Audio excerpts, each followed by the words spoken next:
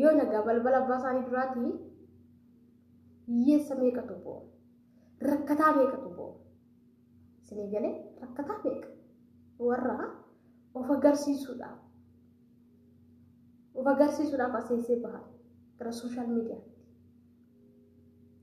dhaloota burjaajessuuf warra bahaa isaa kun suura kana laala mucaan kun guyyaa afuriin duraa kan ishiin jaarsummaa qalabaxii godhatte makiinaa miliyoona 6 bitamee jedhanii warqiin gaafuma akkuma jiru kanaatti uffatteetti. Isaan kun immoo laala ergasii hiriiranii dhufan taraa isinii galee isaan kun immoo ergasiitti dhufan waa'ee nama ajaa'iba dhugaa baay'ee maal jedhe seetan Oromoon akka ebeluuta sirbaanii morma nama jallisaa jedha kana jechuun ani namni na bukkeera sirbee yoo sirba ta'e yookaan namni na bukkeera boo'ee kan boo'a yoo ta'e fedha koo malee namni boo'ee kan boo'a yoo ta'e hin bareedu garuu immoo fedha koo yoo ta'e malee isinii galee kanaaf ishiin kun nama ajaa'iba dhugaa dubbachuudhaaf ishiin kun gatii durbummaa jedhan ani isaan kanaaf maala jenna gaasha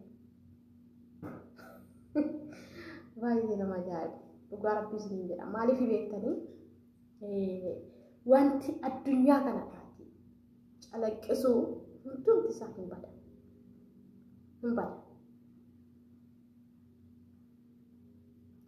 yeroo darbe Sudaan keessatti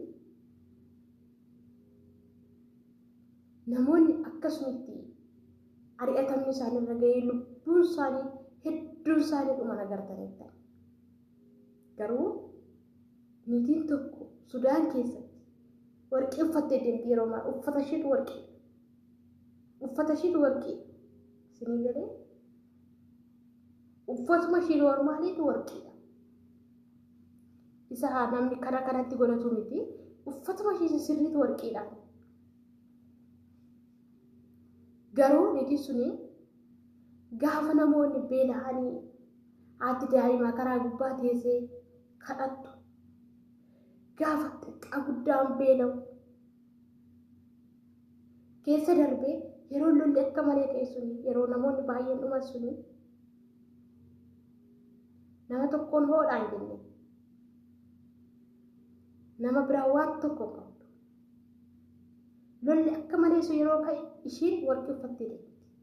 Garuu waan inni ajaa'ibu lolli sun qabbanaahee hundumtuu mana isaatti galee niitiin sun addunyaa kanarraa boqotte. Maaliif dhageessanii kun hojii waaqayyooti.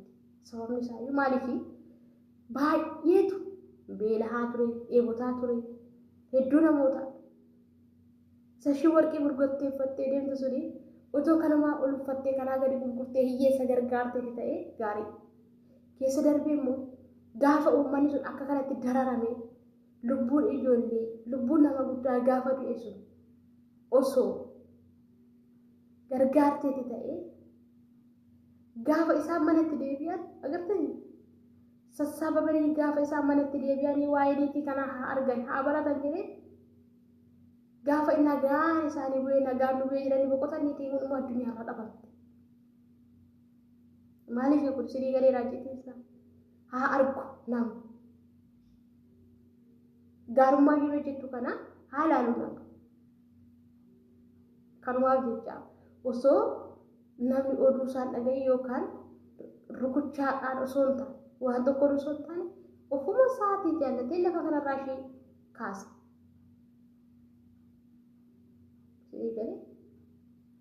Kanaaf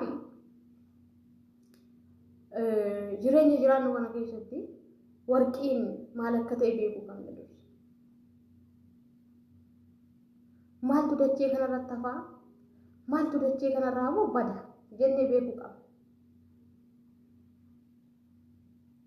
Kanaan beeknu kutaanaan fayyadamuun keenya gatii hin qabu. Isaan kanan beeknu taana. Isaan kana yoo beekne garuu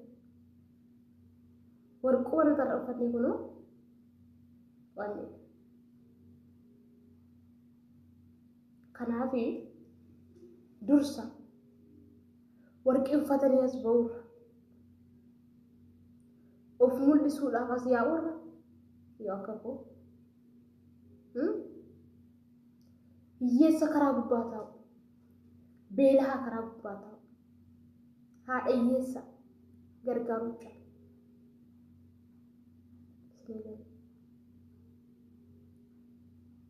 Isaan gargaaruutu caala. Normaalidha bakka. Kana mitiiti dubartiin abbaa barbaadeeti heerumaanii aseesuma dhufaadha. Jira. Eenyumatu heeruma? Harmoonni keenya abboonni keenya heerumanii heerumni maskee gati guddaa miti kun isinii galee durbummaa qabaachuunis haraa miti. Eenyumtu durbummaa namni dhabeeru hin jiru. Ittuma uumame ilmi namaa hundumtuu garuu abbaa qabannaa wallaale malee durbummaa tumaan uumame. Normaal. Garuu immoo yoo qabannaa wallaalte. Kanaaf dursa kana gochuu as baasuurraa mana ofii keessa qulqulleeffatanii maal jedha seetan Oromoon gaafa mammaa mana mancaa alaa bashaa jedha. Kana jechuun maal jechuudha isinii gala? Mana keessa kan homtuu jirre alatti uffatee bareedee deema. Mana keessa homtuu jiru qonqola. Namni beekaa yookaan dhiirri beekaa yookaan dubartii beektuun tokko mana keessa erga bareechatee mana keessa erga tsabxaateeti gara alaatti ba'a. Kana jechuun isa foonii qofa miti. Mana qulqulleeffachuu jechuun isa mana bakka mana bareedaa ijaarratanii mi'atti gashatanii tsabxaatanii maal jedhamti. Icciitii guddaan garuu hiyyeessa meeqa jira kan beela'u kan dheebotu kan waan nyaatee buluqa. Amma koo ijoollee hedduun dhukkubsatan kaleen isaanii feelii ta'e kan haati abbaan boonsu hedduun isaanii jiran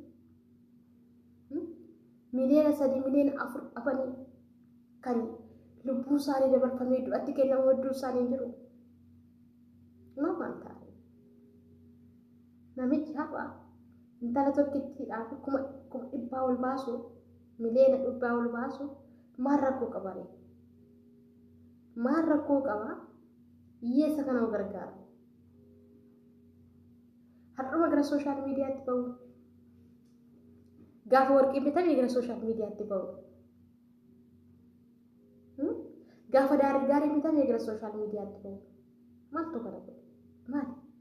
Maaliif? Maal yoo hiyyeessa gargaara? Dursa mana keenya isa galgalaa jireenya keenya isa bo'u yoo qulqulleeffannee maal rakkoo qaba? Ijoo amma nana haasaa malee waan isaatii booddee ta'uu maal hin beeku. Kanaaf yeroo kamiyyuu taana qophaa'aa taanee taa'uu qabna miti. Gaarummaa wajjinnee amanamummaa qabaannee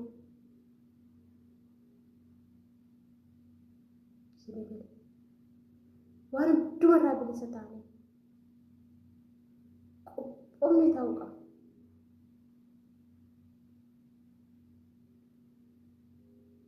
Qophoomnee taa'uu keenya hin beeknu jechuudha. Qoyi har'a ofii koo bitadhee har'a ofii koo uffadhee borummoo hiyyeessa gargaara.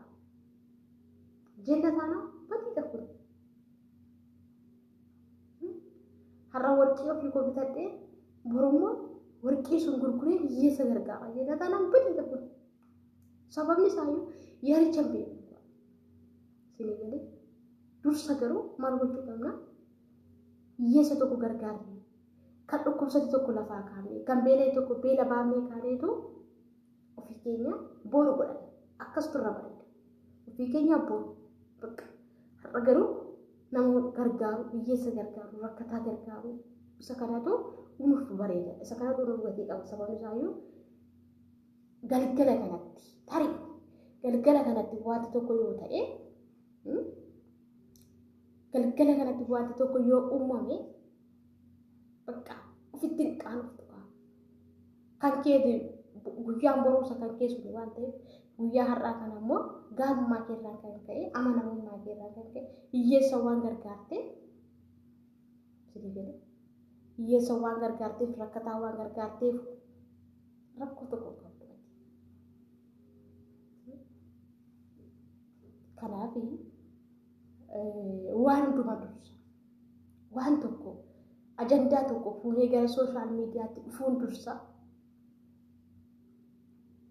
maal akka taane beekuu qaba maalirraa akka jirru beekuu qaba sinii galee duraan dursa jireenyuma jiraattan keessatti hiyyeessa gargaaruufis nama tokko gargaaruuf qaxaroo qabatina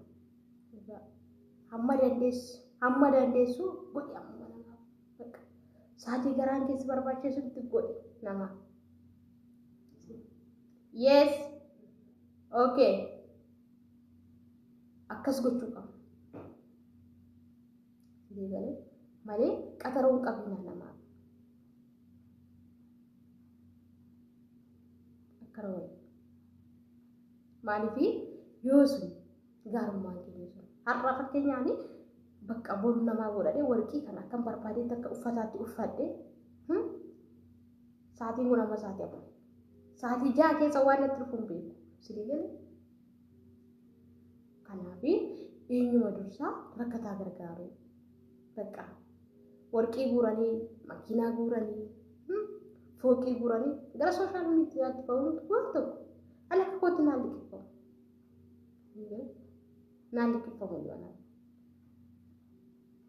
hin ta'us bakka qabeenya qabdaan qabda taanaan rabbis beeka namis beeka bakka gurraa jedhanii as bahuun hin barbaachisu gurraa jedhanii as bahuurraa hiyyeessa gargaarii as bahe hiyyeessa tokko gargaarteetu as baate atama fakkeenya isa kaanitti dhugaa rabbi isin jedha namni kun hamma intala kanatti warqii amma kanaatti as bahe itoo hiyyeessa tokko miliyoona 3 miliyoona 4 kennee as baheera ta'e addunyaa kana mul'atu saanaa suuraalee beektanii kanaaf viidiyoo warraa kana fakkaata hamma dhumaatti waan dhaggeeffattanii galatooma yeroo kamuu filannoo keessa hiyyeessa gargaaruu rakkataa gargaaruu haa ta'u warqii uffachuurraa bilisa ta'a baay'ee